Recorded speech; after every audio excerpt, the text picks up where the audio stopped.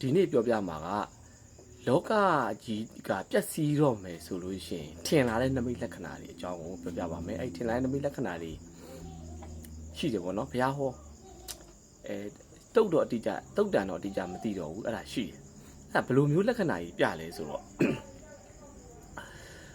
လောကပျက်စီးတော့မယ်ဆိုလို့ရှိရင်တဲ့လူတွေကတဲ့လိန်စိတ်တွေဖောက်ပြန်လာကြတယ်လိန်စိတ်ဖောက်ပြန်တာဘယ်လိုဖောက်ပြန်လဲဆိုတော့ကြားချင်းမှချင်းနော်ယောက်ျားကြတယ်မိန်းမကိုကြိုက်တယ်ဖအေးကသမီးကိုကြိုက်တယ်မအေးကသားကိုကြိုက်တယ်ခလေးတီတီလေးတွေကိုကြိုက်တယ်အဲ့လိုမျိုးမောင်နှင်းနှမလိန်စိတ်တွေဖြစ်ပေါ်တယ်အဲ့လိုမျိုးပြင်းပြင်းထန်ထန်မျိုးတွေဖြစ်လာပြီးအများပြားဖြစ်လာပြီးဆိုလို့ရှိရင်လောကကြီးကပျက်စီးတော့မယ်ဆိုပြီးတော့ဖြစ်နေကြပြောကြရပါတော့အခုလေကြားနေရတယ်အခုပြီးခဲ့တဲ့ရက်ပိုင်းတွေကမှတည်အခုရက်ပိုင်းပေါ့နော်တည်ထွက်တယ်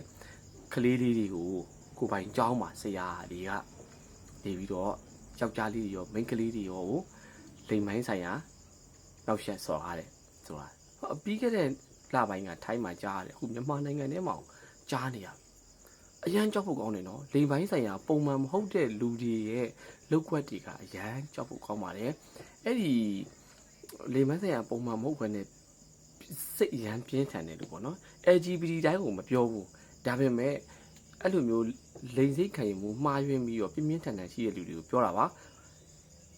ပုံမှန်တိုင်းနေတဲ့လူတွေကျွန်တော်မပြောပါဘူးတော်တော်ဆူဆူသွန်းသွန်းဖြစ်နေပါတယ်အရန်ကြောက်ဖို့ကောင်းပါတယ်ဒါဖះဟောအတိုင်းပြောမယ်ဆိုလို့ရှိရင်လည်းဒါတွေကမဖြစ်တဲ့လိန်စိတ်ခံယူမှုတွေပေါ့နော်ဒီလိုမျိုးဆိုအဲ့ဒါကျွန်တော်ကြည့်လိုက်ပြီးတော့နည်းနည်းလေ့လာကြည့်တဲ့အခါကျတော့ကမ္ဘာမှာ9ခွဲနဲ့ဘာသာကြီး4ခုမှရှိတယ်4ခုစလုံးဒီအကိစ္စကိုလက်မခံဘူးဒါပေမဲ့လူတွေကကြိုက်တယ်လူတွေကလက်ခံတယ်ပြောရင်မကြိုက်ဘူး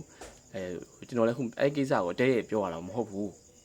ဒီလူတွေအကုန်လုံးကိုတိမ်ကြုံပြီးစော်ကားရတာမဟုတ်ဒါပေမဲ့ဒီလိုမျိုးစိတ်သက်ရှိတဲ့လူတွေဒီမဖြစ်သင့်ဘူးဖြစ်သင့်တယ်ဆိုတာကိုနည်းနည်းတော့စဉ်းစားသင့်တယ်နောက်ပြီးတော့လှုပ်တဲ့လူတွေကလည်းစဉ်းစားကြည့်ဦးလမ်းဘေးကကျွတ်ဖို့ပလုံကောက်နေတဲ့လူမဟုတ်ပညာတတ်အတိုင်းဝိုင်းကကျောင်းဆရာတွေဖြစ်တယ်အရန်ကြောက်ဖို့ကောင်းတယ်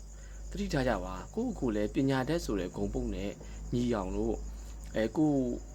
တတိထားပါကိုရဲ့စိတ်ဆန္ဒတွေကိုလည်းဖြစ်တဲ့နာမဖြစ်တဲ့နာနဲ့တေချာချင့်ချိန်ထိမ့်တတ်ဖို့လိုပါတယ်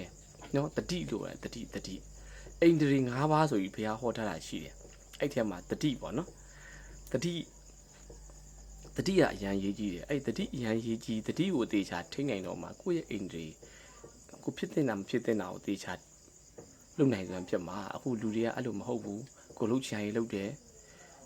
ရလာမဲ့အကျိုးဆက်တွေကိုတိတ်ကြည့်မဆိုင်လွတ်လို့ရှူအစုံအမတွေကိုလည်းနားမထောင်ကြအောင်ဘယ်နည်းသေးမှာနောက်ပြီးကြည့်မှာတွေ့ပါအောင်မယ်